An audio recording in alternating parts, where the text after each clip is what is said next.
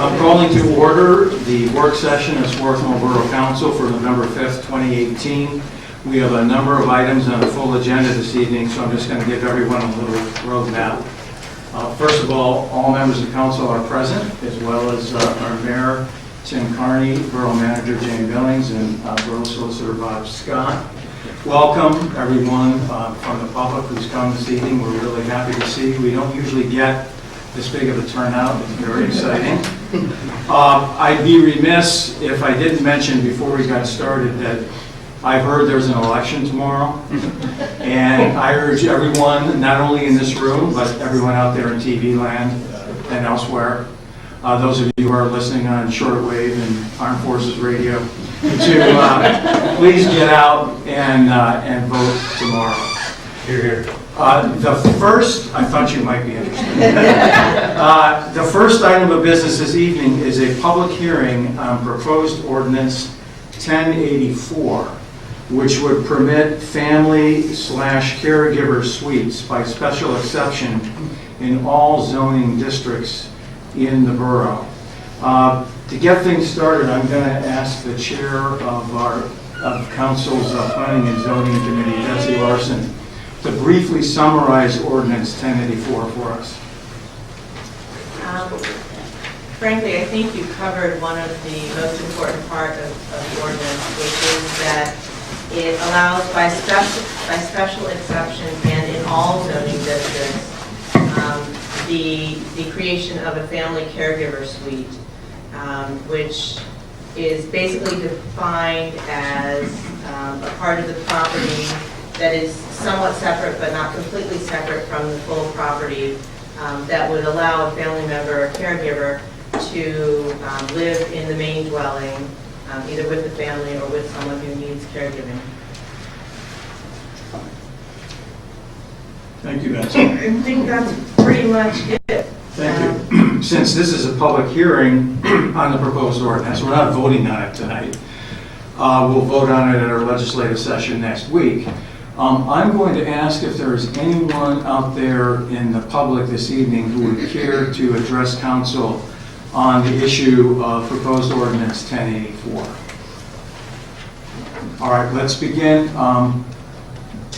Come on up to the lectern. Perry, please state your name and address.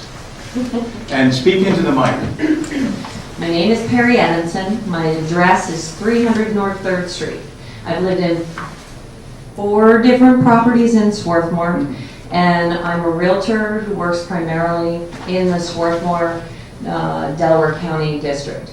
I'm here at the request of Carol Menke, who brought this ordinance to my attention, thinking that this would be something that I would be interested in. I am. As a realtor, I can tell you that many people would find the value of a caregiver suite to be, I think you should actually take it a little bit further than this, but I think this is a great start for people, especially with what I believe in Swarthmore we're trying to, the values we're trying to obtain. One of which is keeping the seniors in town and not having them leave for a retirement place. So that's my public comment. Thank you. Next.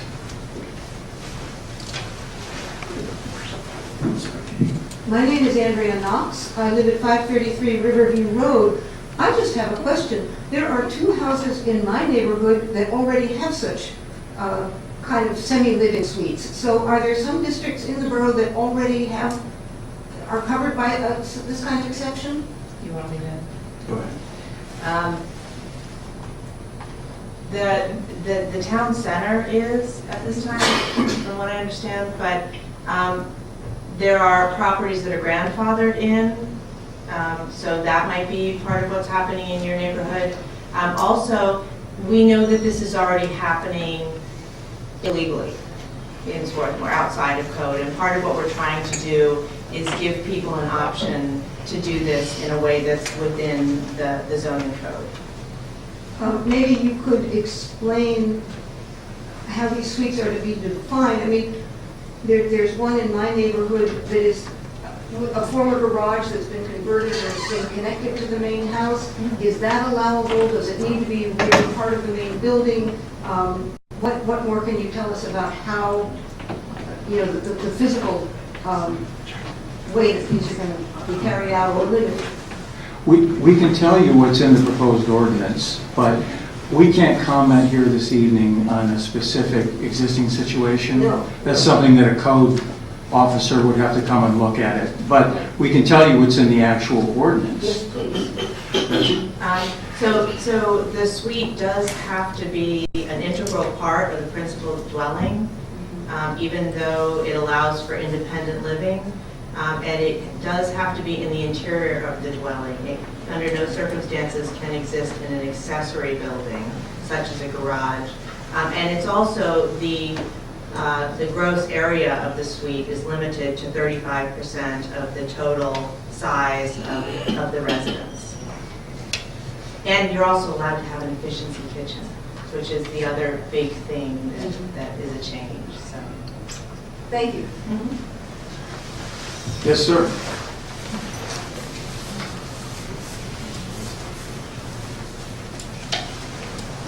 All right, I'm Ken Wright. I'm Terry's dad. I'm here because I'm old. I also, when I was living in Swarthmore, I lived right outside of Swarthmore. Now I live in Plush Mills, which is a couple feet away from Swarthmore. And it's one of the reasons I'm here because I started Senior Care Cooperative as well, which was designed back in the day to try to have people stay here in town. And this is one of the things I think would help to do that. So when Terry mentioned it, I said I would love to come and help. Thank you. Thanks very much. Yes, ma'am.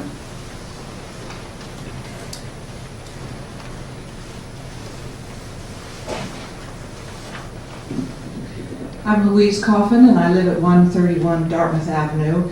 I know that Linton Stables, who is the president of the Swarthmore Senior Citizens Group, has been in touch with each and every one of you.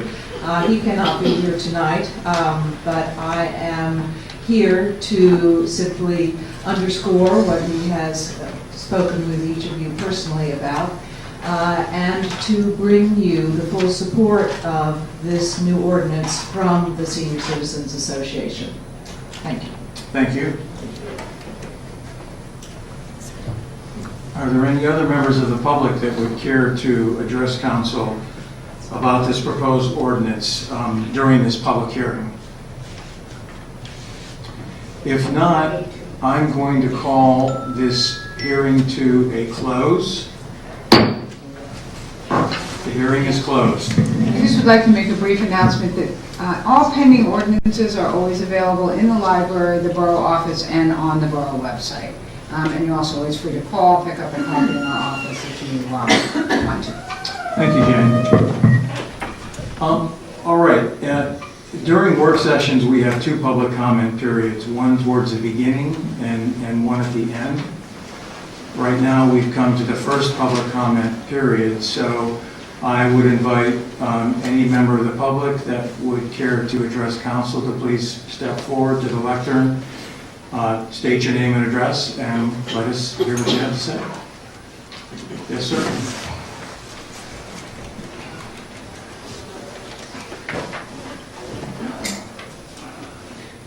Good evening. Senator-elect Carney, President Cragen, hopefully, Borough Council members, Jane. My name is Pat Francher, 117 South Princeton Ave. Been here since 1990. I routinely interact with a number of you, wearing any or all of the various hats I wear. Farmers Market Operations Manager, Makers Market Manager, Home for the Holidays Co-Coordinator, Swarthmore Town Center Advisory Member, and Swarthmore Senior Citizen Committee Member. I wear none of them tonight. I am here, however, as the co-founder of Swarthmore 21. 2 years ago, this month, Vince Barrett and I began the journey of getting the question of alcohol sales being allowed in the borough on the ballot for May 2017. This required over 1,100 signatures to be obtained for the question to make the ballot. The vote revealed an 81% approval of that question, 1,300 plus. Progress since has moved at a glacial pace. Various lawsuits by and against various parties have resulted in very slow, laborious forward progress. It is about the latest Patrick Flanagan suit that I'm here to offer brief commentary. I've had letters published on this in the Swarthmore Post on Nextdoor. I'm not going to repeat what I've already said. Instead, I offer two things. First, Borough Council is in the decision phase regarding resisting the latest Flanagan suit that would disallow alcohol sales on any borough property in the Middle Tract. This must be vigorously and emphatically opposed. To abandon resistance of this on the basis of the rationales provided for why that suit is being brought would be folly. We cannot disregard the public's voice to appease one person's opinion. The legalistics are another matter. There are far more people here, far better qualified than me to talk about it. We're gambling with the future of the borough, certainly beyond my generation, and looking beyond residents. We're looking also to other people with skin in the game, our merchants.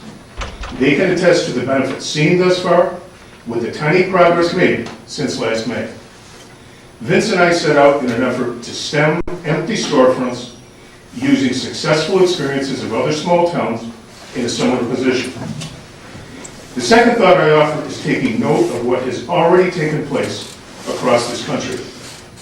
When deed restrictions exist from ancient times, usually well before a local zoning board was ever conceived, possibly to prevent action such as this, or before a town's incorporation, and those restrictions fly in the face of the will of the population, similar to what we recognized last year in our vote.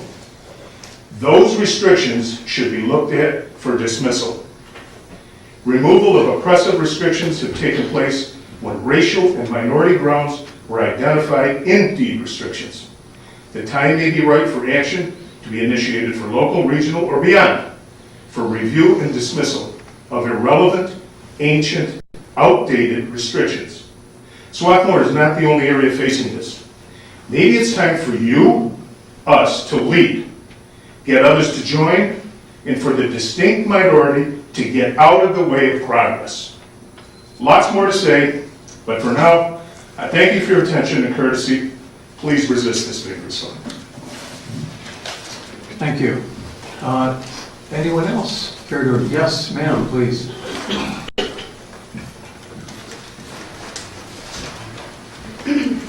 Hi, I'm Donna Francher. I'm the other half of the 117 Francher family, 117 South Kingston Ave family. So, I am the president of the co-op board of directors. I'm also here to urge you to resist the suit that Mr. Flanagan has brought. The co-op has used the borough property for the truckathon. For the last 6 years, we've had 13 truckathons. We've had families come, hundreds of people with their kids. It's a family event. We allow a little bit of alcohol, and we bring our vendors in to provide beer and wine. It's local businesses. These people are vetted. They all have their business license, insurance, and special permits from the PLCP. We have never had an incident that is addressed public safety or nuisance. And by 9:30, we're all cleaned up and everybody's had a good time. So we bring people into the borough with these events, and a little bit of alcohol doesn't seem to be something over the top. And I urge you to think about what we're doing when we allow the sale of alcohol on our public streets and our driveways and wherever else we have them. It brings people in to shop. It shows what a great place that Swarthmore is. And I urge you to consider this in your decision. Thank you. Thank you. Anyone else care to address council on this or any other issue? Yes, sir.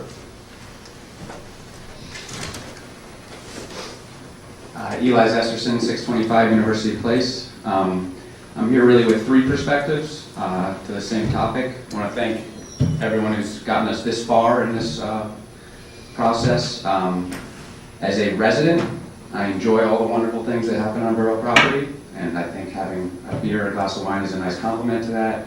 As a member of the co-op for the past decade, I want the co-op to not just survive, but to thrive, and I think everything they're doing to get their alcohol license is an important piece of that puzzle. And I'm also part of the Swarthmore Beer Company, and we want nothing more than the ability to be able to sell some alcohol in town and add to the vibrancy of this wonderful place. And this current lawsuit affects really all three of those things directly. And another voice saying I hope it can be resisted. And I think that all the stakeholders really have, sounds like, close to the same goals in mind. And I hope that all the smart people in this room can work together to try to find a resolution. Thank you. Thank you. Yes? I'm going to try not to speak, but I can't resist, of course. Jill Gajewski, 221 Canyon Avenue. My perspective right now is really, really narrow, and that is I worry about the legal precedent that would be in place should Borough Council not. I don't know if I'm a lawyer, so I don't know if you're going to answer or you're going to maybe come to some compromise, but there could be some legal precedent that would not only affect borough property, but if the judge were to look at this on the merits, what happens here will affect the borough. And so just please keep that in mind as you make your decision. Thanks. Thank you. Yes, ma'am.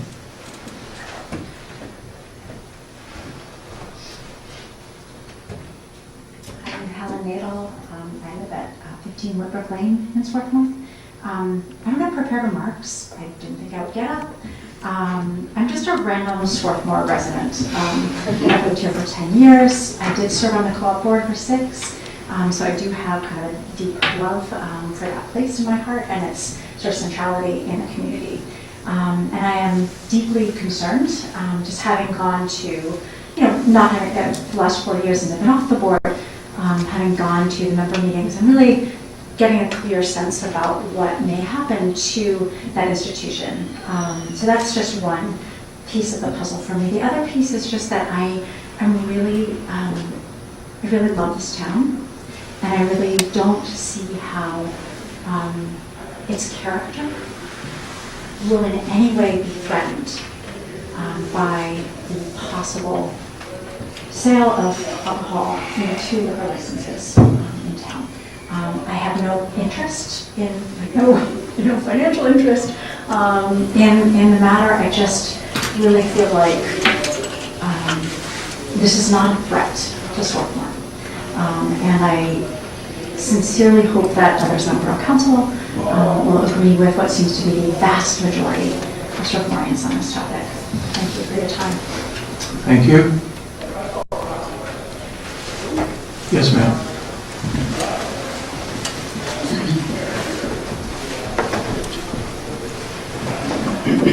My name is Kim O'Halloran. I am at 300 Yale Avenue. I'm relatively new to Swarthmore. My husband and I moved here last summer and have come to really love and enjoy this town.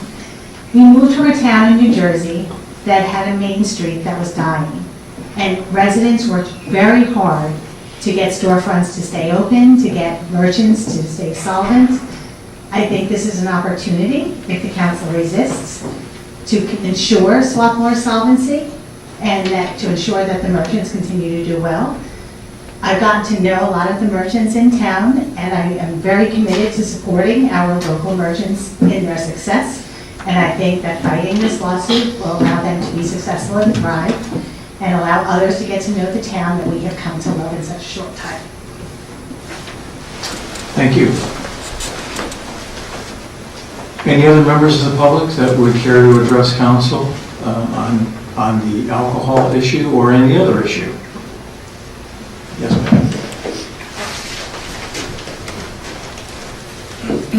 Good evening, my name is Shannon Elliott. I live at 523 Cedar Lane. Like Eli, I kind of had multi-part interest in this. Similarly, resident who loves Swarthmore. A year ago I was a random resident, but now part 2. I am a merchant in town and bought an existing business that was struggling and have been spending the better part of this year working to turn that around and having the time of my life. I'm gonna be honest with you, it's really fun and meeting so many amazing people, majority of them from this community, but also some great people from outside of this community who want to learn more about Swarthmore and explore more. And with more business options available through the lifting of this deed restriction, there's more opportunity that could come to us to just kind of add more diversity to the businesses that we currently have. And as a co-op member and a merchant, kind of see that it would be great to give them the tools to compete fairly in their trade. It would be tough for me if someone came to me and said, no, you cannot add clothing to HOM to add vibrancy to that business, and now that's my number one category. So I think that, you know, being able to have all the tools that you need to grow your business would be helpful for them, and lifting this deed restriction will make that happen. Thank you. Thank you. Anyone else? Yes, sir.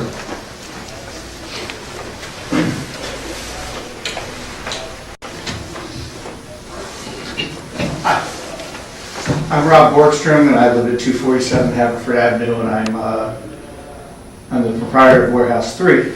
And I'm not going to speak about this particular issue, but there's another issue. I was away. I was down south. I was in North Carolina, and I came back and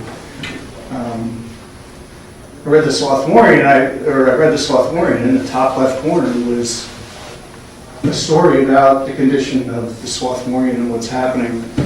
And outside of Warehouse 3, I also own Rose Valley Antiques and Appraisals, and I deal in antiques and relics. And I would put the Swarthmorian in that category. And valuable relics. Exactly. And it's just a real important piece of history. It's an important piece of communication. And I haven't talked to Chris because I just got back. I have no idea what the status might be. But as a business owner, I want to go on public record saying that I'm very concerned, and that if anybody has any ideas as to what we can do to make sure it doesn't go away, the door at Warehouse 3 is open. Thank you. Thank you. Anyone else care to address council at this time? Seeing none, the first public comment period's come to a close, and we'll move on with the rest of our agenda. Thank you. By the way, you're all welcome to stay for the entire meeting. We enjoy your company. First up, Environment Committee.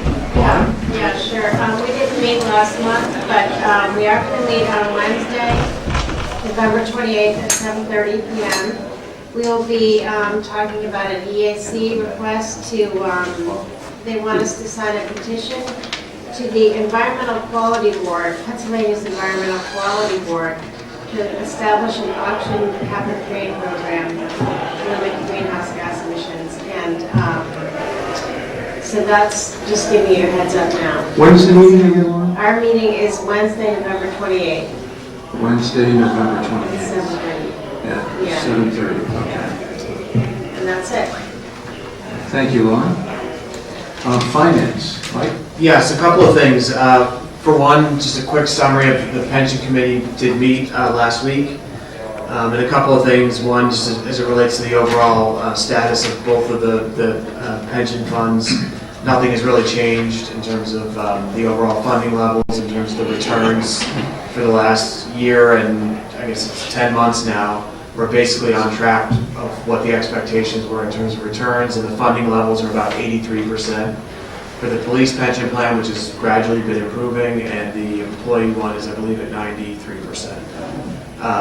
And so they've been gradually improving as the markets have been improving, and there's been some small changes to some of the actuarial facts that go into those that have also contributed. So that's positive. The second thing that, and the pension committee did vote on this unanimously to recommend, which is that the actuary wants to do a study as it relates to the actual numbers, as it relates to, particularly to the police department, in terms of many of the factors that go into determining the actuarial numbers that get the ultimate calculation. So it hasn't been done ever, I don't think. I think he's basically relying on books and not actual information. He thinks that there's enough information that it could give us a better insight into, you know, our funding levels and if we're contributing enough or not too much or whatever the case might be. And the cost is only $2,500 and it actually comes right out of the pension fund, so it doesn't impact the operating budget of the borough. So again, the pension committee unanimously voted to go ahead with this study to give us better information to make sure that we're funding it properly. So I'd like to, before we discuss any other matters, just make a motion to approve that $2,500 study, actuarial study for the police pension fund. Is there a second? Second. Any discussion? Sounds like a good thing to do. Yeah, So, yes. All in favor, say aye. Aye. All opposed? Is there? I have no objection, so I was just gonna. The ayes have it, the motion carries. Thanks, Mike. No, I was just going to add that there's two major assumptions that are made that the actuary has. And one is how much money you're going to make on your fund, mostly through investments, and what your salary growth is, because that's how much extra people. And so we've been doing that for years, as Mike said, and we don't really know how those assumptions have carried out. You know, more or less, whatever. So this will give them a handle, and then the pension committee might come back to you and recommend changing some of those assumptions in future studies.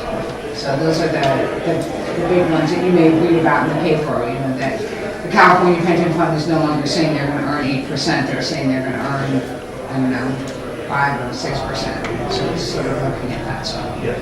Great, thanks. More later. Yes, probably more later. Yeah, it takes it'll probably take a month or two to get the complete study.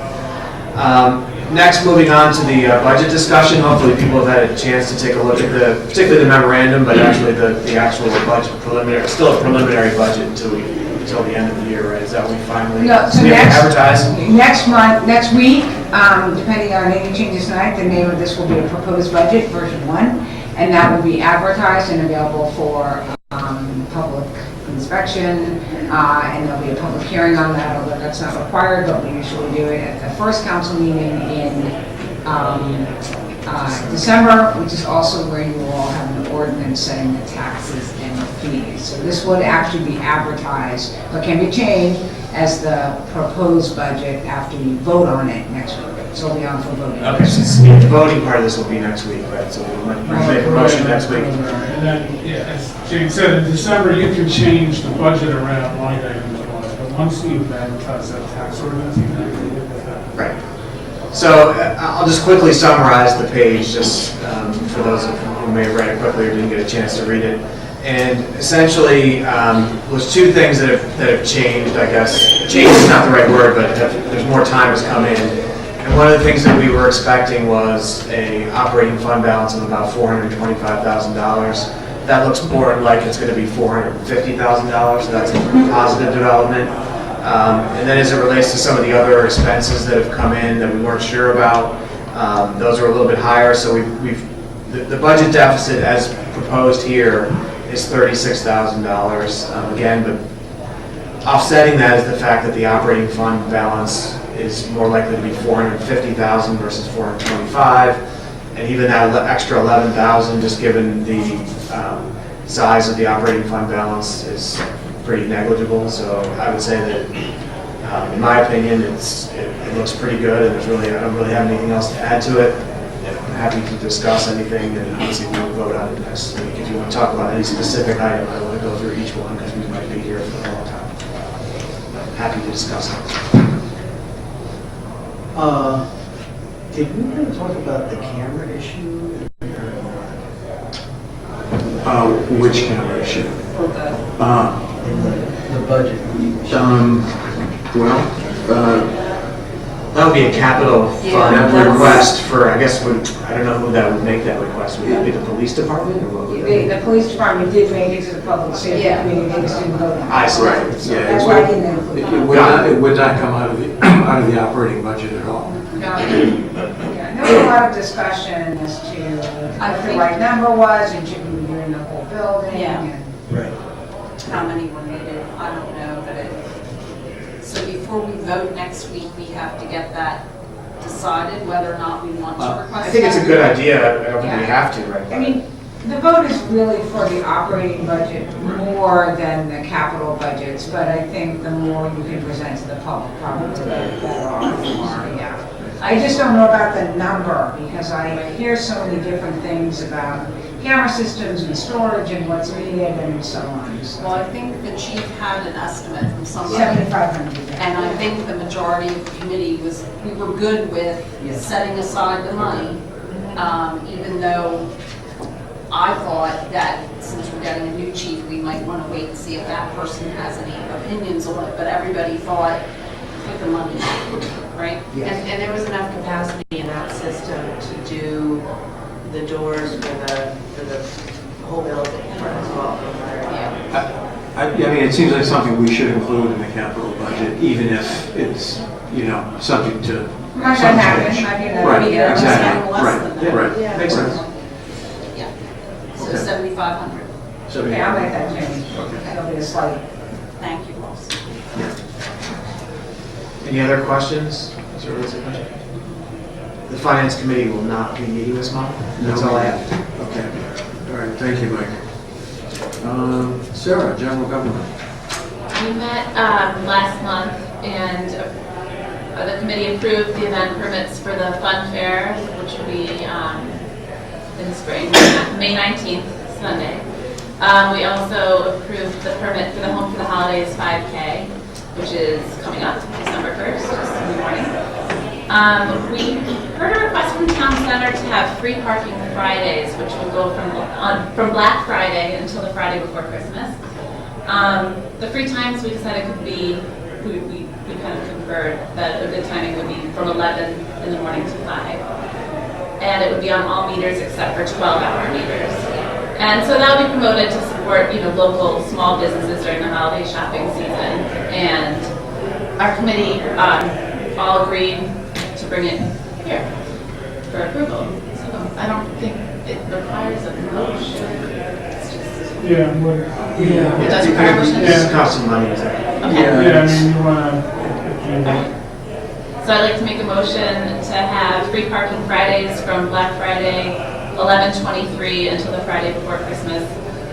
The date in front of me for the Friday, the 21st, I think, December 21st, from 11 a.m. to 5 p.m. on all meters except for 12-hour meters.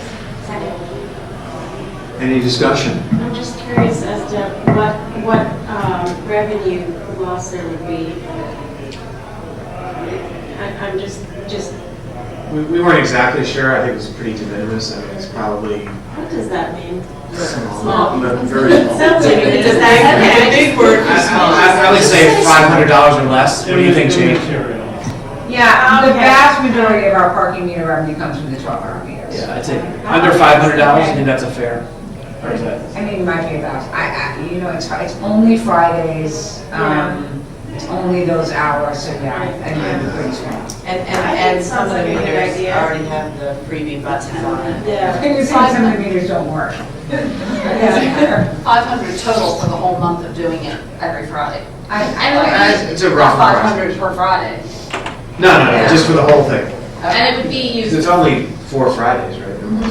Month's worth of Fridays. yeah, month's worth of Fridays, and it would be used as part of their promotional campaign to get people to shop in the Ville on Fridays. I would think it's under $100 a day. Yeah. Sure, I would agree. Under $100 a day, that's my guess. Okay. Any more discussion or questions? If not, let's have a vote. All in favor, say aye. Aye. All opposed? The ayes have it, the motion carries. Thank you, Sarah. We also had a presentation from Nate Linderman about a Eagle Scout project to place historical markers around town. He's still working on finalizing language, design, things like that. He also needs to request private approval from private property owners, as well as, it looks like, as we're going to discuss later, approval from the Public Works Parks and Rec Committee, because a few of the markers would be going into the public parks here at the borough, and then a couple others or other places. Now, we're still not sure, it's still in development as to what this will look like and everything, so we're going to talk more about that at the next committee meeting. And then that was what we discussed at the last committee report. I would like to also mention that due to recent and historic gun violence events in our state and across the street at the mall and at all corners in our world, we have to take strong steps to prevent violence and protect our residents. And to that end, I drafted a resolution in support of gun violence prevention legislation at the state and federal level to really send the strongest message we can legally send as a municipality, as we're governed by Dillon's rule, which means that we can only do so much as far as the state has permitted us to do is this resolution. And so I drafted it. I'm I sorry, I sent it to have you. no response. That's okay. So I sent it to Bob to review, and then we will review it in committee anyway. So, and the committee is going to meet on Monday, November 19th at 7:30 here, and we can review that and the language and see if we can move forward and talk about it in December. So Everyone's welcome to it. Yeah, may I ask a question about that? So, Yeah. so assuming we adopt a resolution, what do you have an idea of what we would do with it? Like, would we send it to Harrisburg, for example, to Washington, or what would we do with it? Well, right, so we wouldn't want to just write it and then have it sit here. Right.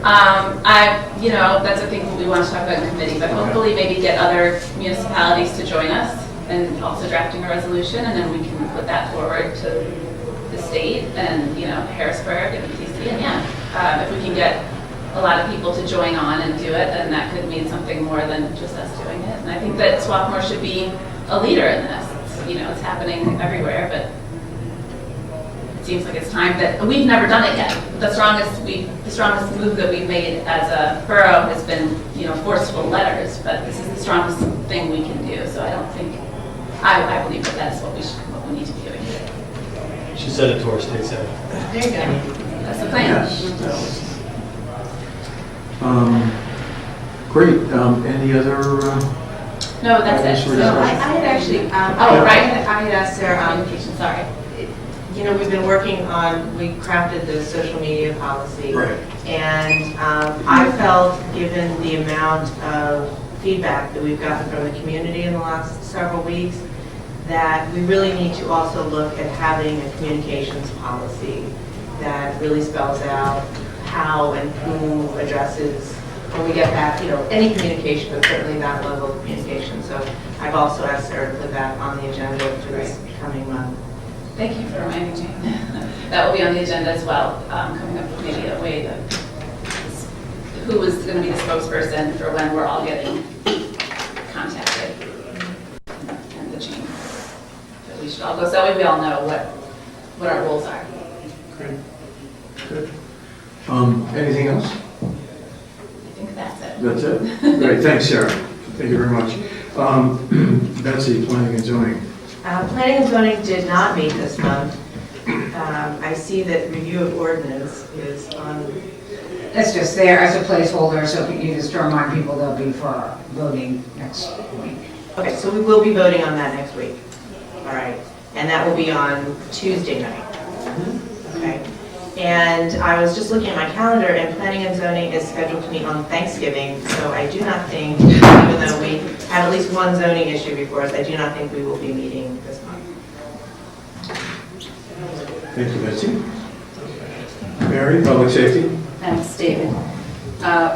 One of the things that's listed on the agenda tonight under public safety is review of the letter of intent for the fire and emergency services technical assistance. And I have it here in paper form if anybody wants to look at it again, but where this originated, the fire company has come to us with a request for capital funding of a new ambulance. Their initial request was $200,000. We met several times in committee with Rick. Thank you for doing that with us, and Jane did a lot of work on it too. Talking about how to make that a more manageable request. And at this point, they're asking for $50,000 instead of the $200,000. In those discussions, it was suggested by Jane, thank you Jane, that we go to the Department of Community and Economic Development in Harrisburg and submit this letter of intent to them. What we are asking them to do is take a look and do a study of our apparatus, and it's really the personnel as well. It's just sort of an overview of what do we need going forward, how much is it going to cost, how much are things aging. It's really a study of the fire company so that we can make a more educated decision when we are asked for funding by the fire company, because let's face it, we don't specialize in, you know, the aging of ambulances and things like that. So what we have to do with this is, Jane has already filled it out, it really is a one-pager, but we have to do this by motion before it can be submitted. So next week I'm going to be making a motion to submit this to the DCED. We do not, it says right on it, unless Bob has a different opinion, it says on here no resolution required.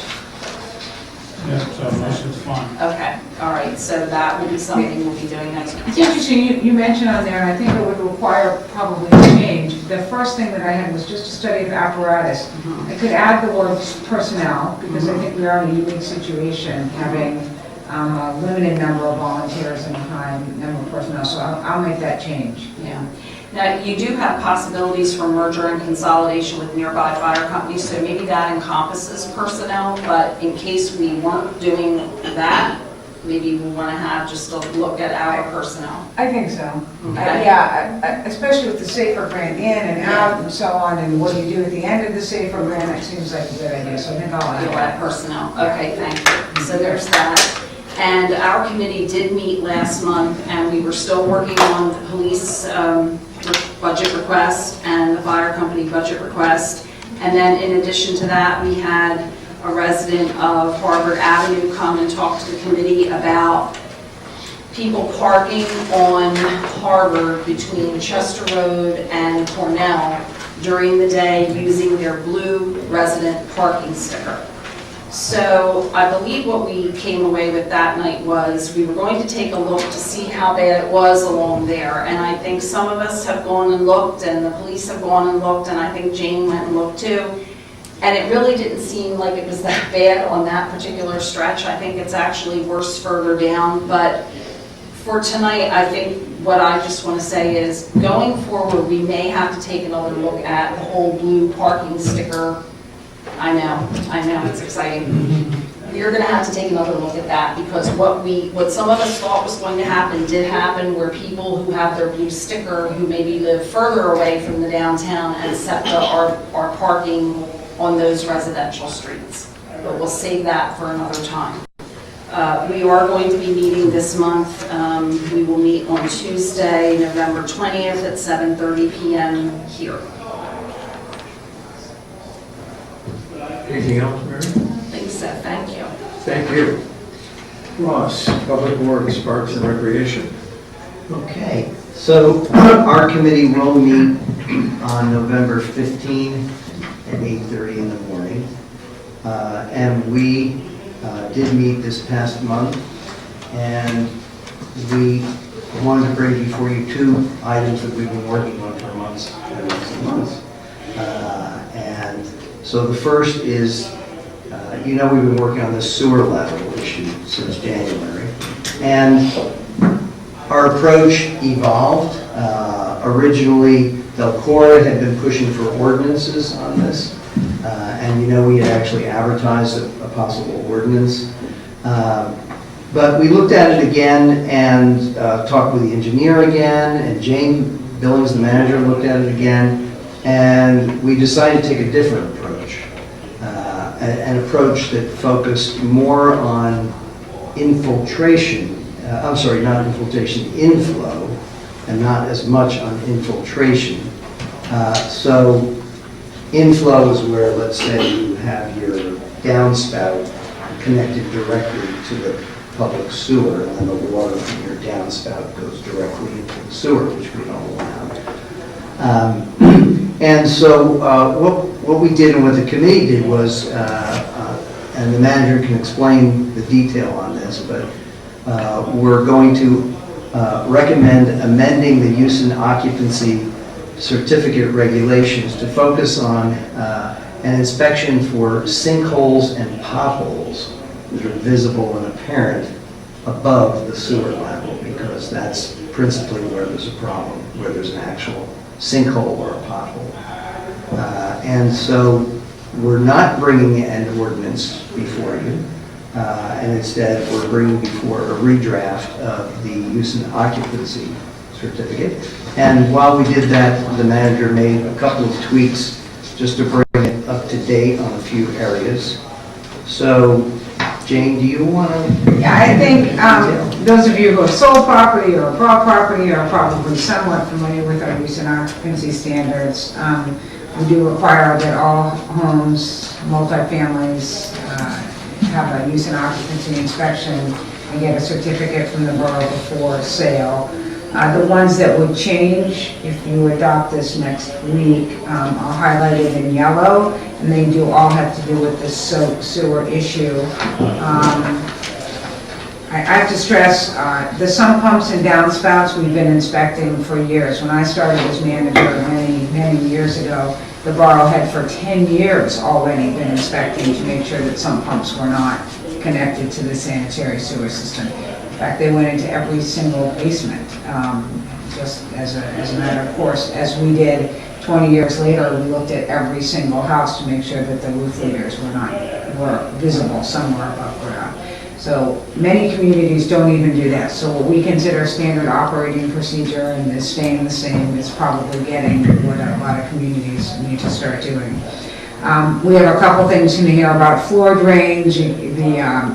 It's problematic for the borough if there's a floor drain or a basement toilet that doesn't have a backflow preventer. If something happens to a sewer main, I think some of you are familiar, a sewer main might get cleaned by the borough and there'll be a backup into a basement. This would prevent that, and which is better for the homeowner as well as the borough.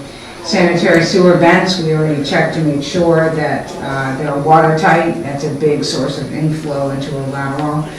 So that would be, again, the only change in there, we have to make sure that there's no evidence of overflow. This is when the inspector's looking at the house. And then the big one is this sanitary sewer lateral. So what a realtor or a homeowner will have to do is show the inspector, when the inspector's out there, where the line is. Usually it's apparent, sometimes it's not. And the inspector will walk the line and make sure that there are no sinkholes in the ground or potholes or sinkholes in the asphalt. That would definitely indicate a problem, and then we would ask the homeowner to have a video inspection done and see if they can identify if there's a problem, and if there is, then we would expect them to fix it before issuance of the use and occupancy. So that's the approach. It was reviewed and discussed in committee. The committee agreed to recommend it to council. I think we didn't limit it to just video, right? Yes. Yeah. Well, there's no Video other, or whatever else. Or is- other satisfactory method. Right. correct. Because I think initially we were going to do just video. Right. So we Right. loosened it up. Yes. So I'm going to make a motion that we. I would do it next Yeah. week, yeah. That's what, next week I'm going to make a motion that we approve those standards. So let's open it. David, if it's okay with you, people have questions? Sure. So, again, I'm sure you already said this, but I just want to make sure. Only the items that are highlighted are new? Correct. And Everything is the rest of it for is years. there for you? Yeah, okay. Okay. I know, I looked at the list myself and said, okay, Yeah, do I I have know. to round it out? It's a very It's a very extensive list, yes. I really like that. I really like that you're encapsulating this in the use and occupancy ordinance instead of moving forward with the lateral, with the ordinance. So I was pleased to see that change. I am curious about the walking the line aspect of it, because I know in the neighborhood that I live, the lines go out on weird angles, and even professionals don't believe where they go until they actually run a thing down that traces them. So Yeah. I would assume that at some point, if there's no vent and you can't prove where the line runs, that you'd have to put a tracer in it? Probably, yeah. Yeah, and we did write that little caveat at the end that it expected the property owner or other responsible party present at the inspection will provide with needed access and information to complete the inspection, including providing the location of the sanitary sewer lateral. So yeah, if you put something there that they can get with a detector, Yeah, they use little they might have metal. to do that. But that is not nearly as expensive as It's somebody much else. less intrusive, Yes. yeah. And Yeah. yeah. That portion was not highlighted in yellow, so just so that you know. Yeah, I did.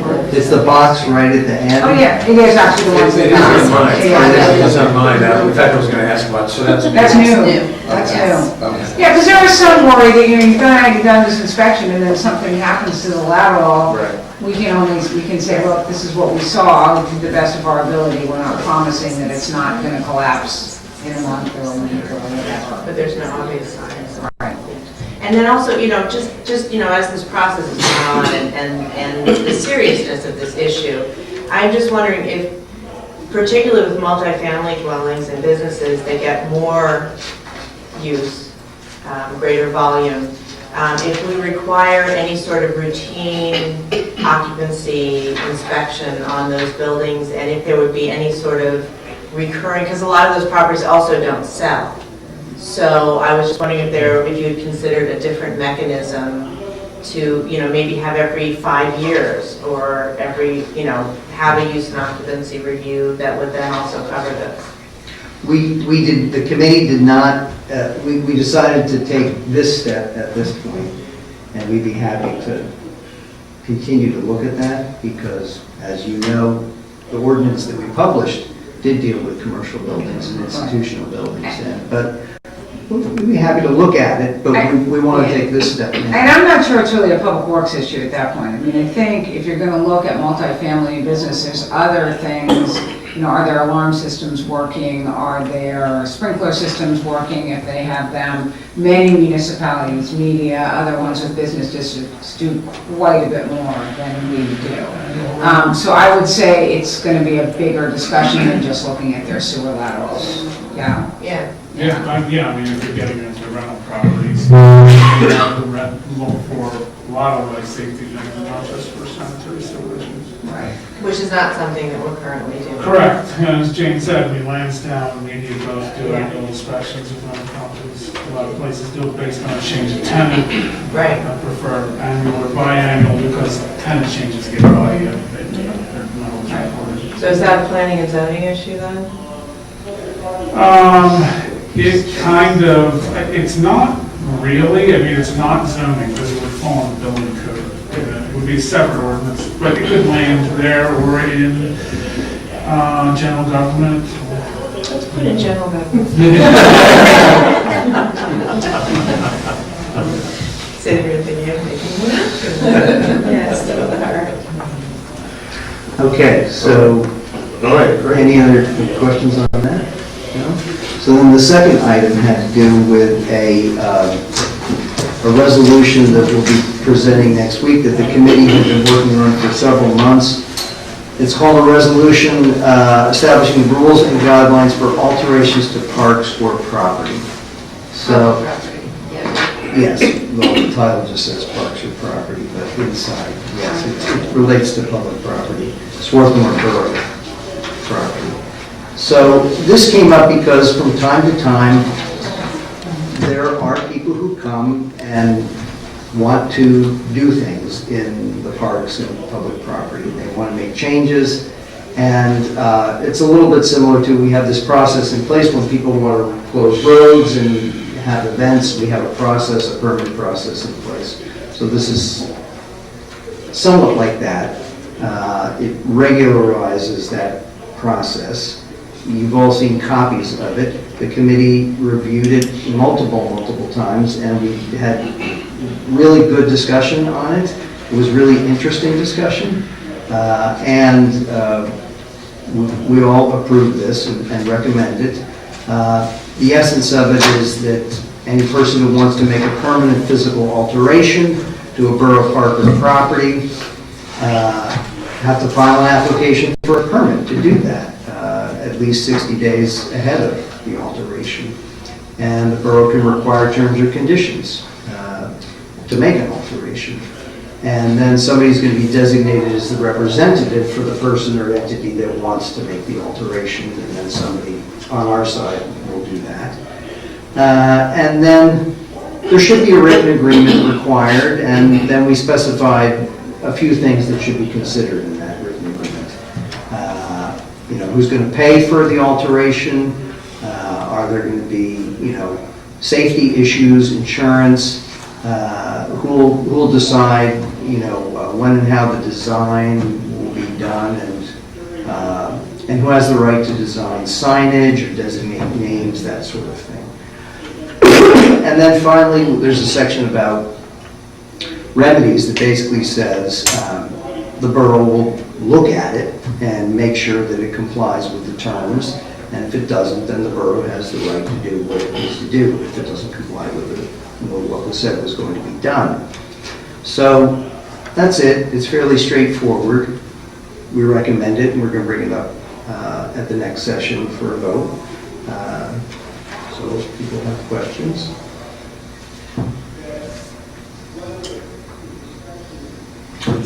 So I'm sorry, so Sure. for the example of the signs that the Boy Scout was trying to get, Yes. the Eagle Scout project, right? Would then, he would need to fill out a permit and submit the documents to the committee, right? And then it would be reviewed for whether or not it could be placed in the park? The way the process reads, it says that they file the application with the borough office. Okay? So in other words, similar to the permit process for the farmer's market or anything else, it goes to the borough office. And then the borough office will bring it to committee probably if that's needed. But we did have some fairly in-depth discussion about that, and the view was that anything that's major will probably end up coming before council for a decision because it's the borough's decision. You know, probably if you're going to put one bush in the corner here or something like that, it's probably not going to rise to a borough council vote. But that was the idea with the process. So in terms of that project, I haven't really seen the project, so I don't know how extensive it is, and the application would come to the borough office and then go to the appropriate committee and be reviewed. So there's plenty of discretion? Yes. As to-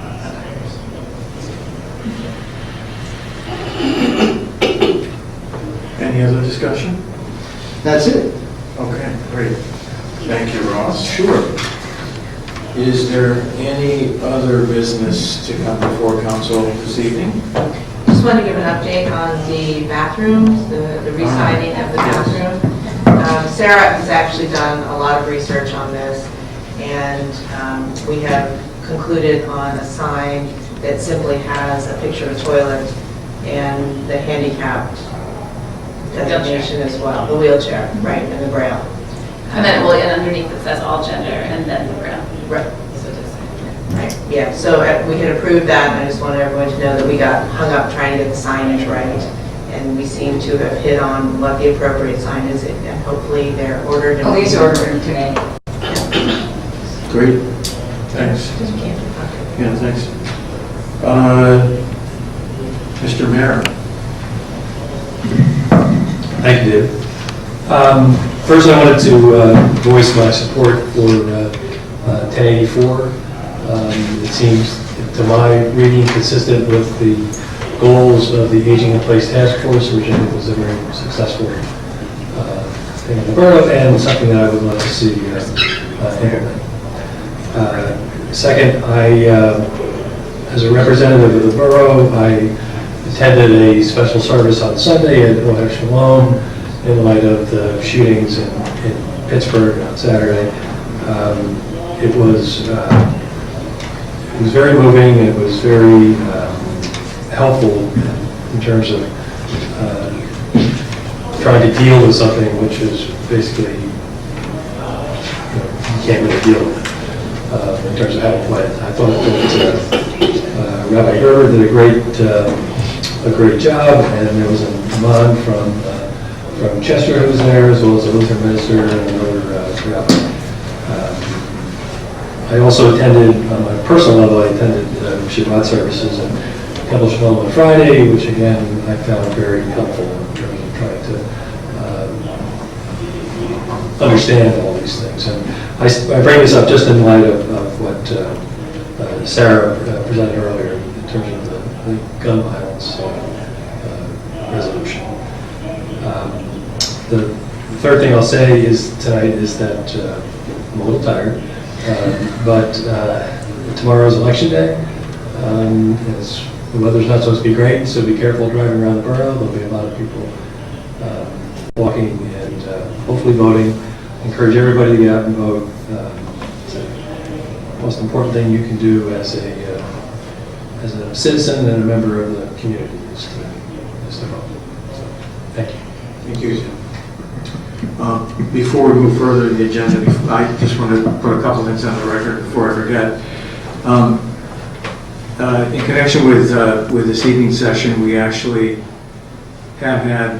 will have 2 executive sessions. We held one executive session before the public works session began at 7:30 p.m. and that executive session dealt with litigation against the borough. We're going to be having another executive session at the end of tonight's meeting to handle a personnel matter. This is the second public comment period. Is there anyone else out there in the public that would like to address council at this time? Seeing and hearing none, the second public comment period is closed. Jane? I have nothing tonight. Just a reminder that the next meeting is on Tuesday. Bob? Small change in Pennsylvania law I'll bring to your attention. As you know, the borough is required to advertise for bids for contracts if they're over a certain threshold, and ask for free telephonic quotes if they're above another threshold of $10,000. There's always been a common law exception for emergency work, but the Pennsylvania legislature recently amended the borough code to set forth the standards for when you're doing bidding under emergency circumstances. This is generally, most frequently is in the instance of a sewer break, where something needs to be adjusted immediately. So the borough code now provides an express exemption from the bidding and quotation requirements for that sort of work. But at the next regular council meeting, the council has to adopt a resolution describing what the emergency work was and just kind of ratifying it. So I have provided a form resolution for that purpose to all my municipal clients. And just wanted to make you be aware that in the future, if there is any emergency work, that'll be the process. Thank you, Bob. All right, at this time, I'm going to bring the public portion of this meeting to a close, and I move that council adjourn into executive session. Got a second? Second.